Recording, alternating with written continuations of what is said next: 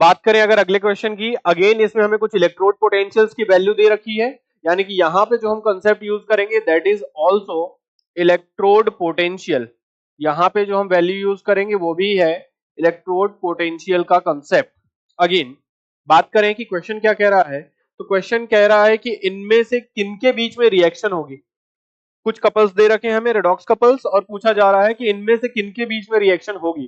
तो ऐसे क्वेश्चंस को करने का सिंपल तरीका होता है कि बेटा अगर आपको रिडक्शन पोटेंशियल दिए जाए, जो कि इस क्वेश्चन में दिया है, ब्रोमीन 0 से -1 पे रिड्यूस हो रहा है, सिल्वर +1 से 0 पे रिड्यूस हो रहा है, कॉपर +2 से 0 पे रिड्यूस हो रहा है, और आयोडीन भी 0 से -1 पे रिड्यूस हो रहा है। तो सारे के सारे क्या दे रखे हैं हमें, रिडक्शन पोटेंशियल, यानी कि स्टैंडर्ड रिडक्शन पोटेंशियल।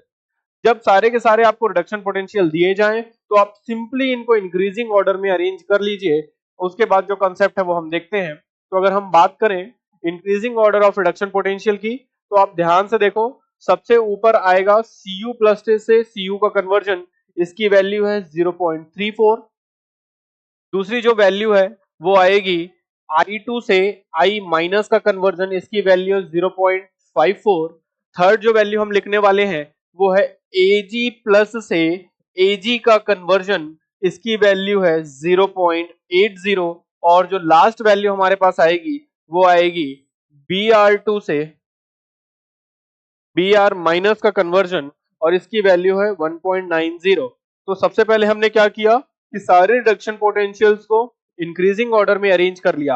अब बेटा अगर हम लोग बात करें कि रिएक्शन कौन सी होती है, तो याद रखेंगे जो राइट साइड का अपर एलिमेंट होता है वो लेफ्ट साइड के लोअर एलिमेंट से काम करता, रिएक्ट करता है। यानी कि Cu जो है वो I2 Ag प्लस और Br माइनस Br2 तीनों से रिएक्ट कर रहा है। रिएक्शन हमेशा ऐसे होती है। तो Cu इन तीनों से रिएक्ट कर सकता है, जबकि आयोडीन इन दोनों से, और Ag सिर्फ Br से रिएक्ट करेगा। तो अगर हम इन चारों ऑप्शंस की बात करें, Cu will reduce Br minus, नहीं, Cu Br2 को रिड्यूस कर सकता है बट Br माइनस को रिड्यूस नहीं करेगा। Cu will reduce Ag, again Cu Ag plus को रिड्यूस कर सकता है बट Ag को रिड्यूस नहीं करेगा।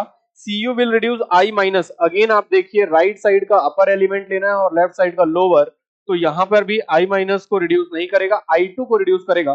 बट फोर्थ ऑप्शन देखिए, Cu will reduce Br2, definitely मैंने बोला राइट साइड का ऊपर वाला एलिमेंट अपने लेफ्ट साइड के सारे नीचे वाले स्पीशीज को रिड्यूस कर सकता है।